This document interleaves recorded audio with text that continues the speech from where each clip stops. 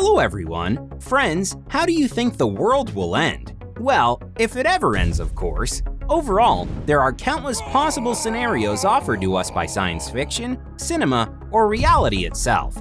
Everyone can find one to their liking. But today, we are going to talk about the most popular end-of-the-world theories and their most important features. Let's go! Let's start with something relevant. We are talking about a biological end-of-the-world scenario. That is, the possibility that we will be wiped out by viruses and pandemics.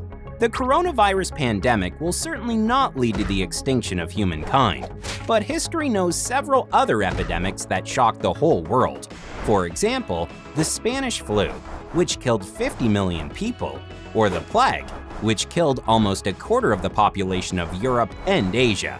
If something like this happens again and we can't find a way to stop or control the contamination, humanity could be lost. After all, scientists estimate that there are about 800 million viruses per square meter right now. Just think about that. That's how many viruses are around you at this very moment. At the same time, they are amazingly fast at rearranging and adapting to become resistant to antivirals. Moreover, because of global warming and melting ice caps, researchers have discovered the DNA of a Siberian virus more than 40,000 years old. So, if the old viruses break loose, the end of humanity could very well be real. By the way, a zombie apocalypse is also a possible biological scenario. Although the appearance of real zombies sounds like fantasy, this is one of the most popular apocalyptic end-of-the-world scenarios.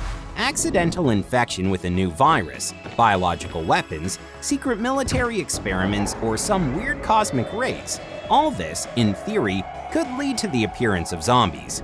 Incidentally, there are already diseases that resemble zombie behavior, such as rabies and African trypanosomiasis, also known as sleeping sickness. And although there are treatments for these diseases, who knows? What if some new mutation of an existing disease will turn creatures into monsters that want brains more than anything else in the world? Let's now talk about apocalypses caused by nature. These theories are based on the notion that nature is vast and uncontrollable and can crush us like insects, and we're just fools if we don't agree with that.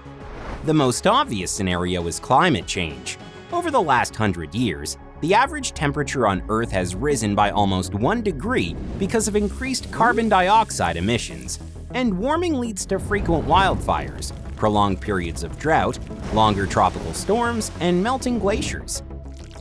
If we continue to emit carbon in the same amounts, the average temperature of the Earth could reach 26 degrees Celsius instead of the current 14 degrees Celsius. Glaciers would melt and sea levels would rise by 65 meters.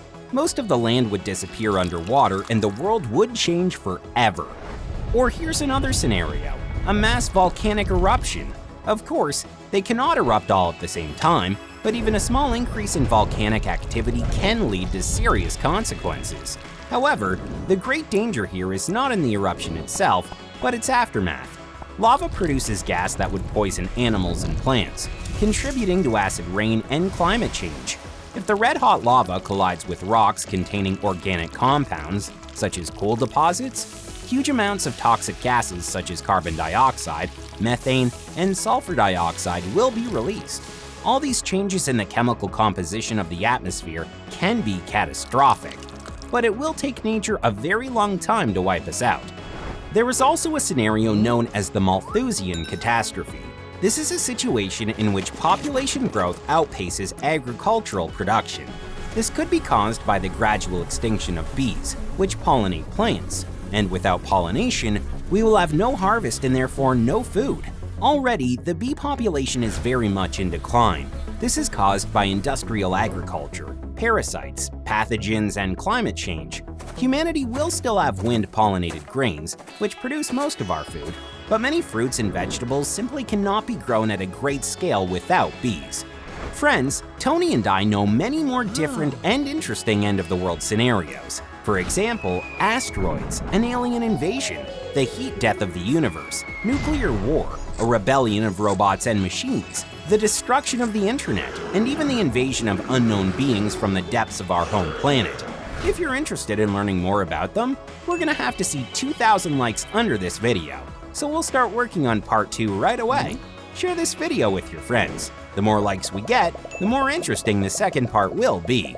In the meantime, tell us in the comments what other apocalypse theories you know. The best stories will be featured in the next video. Goodbye until the next exciting episode of Super Tony. Bye-bye!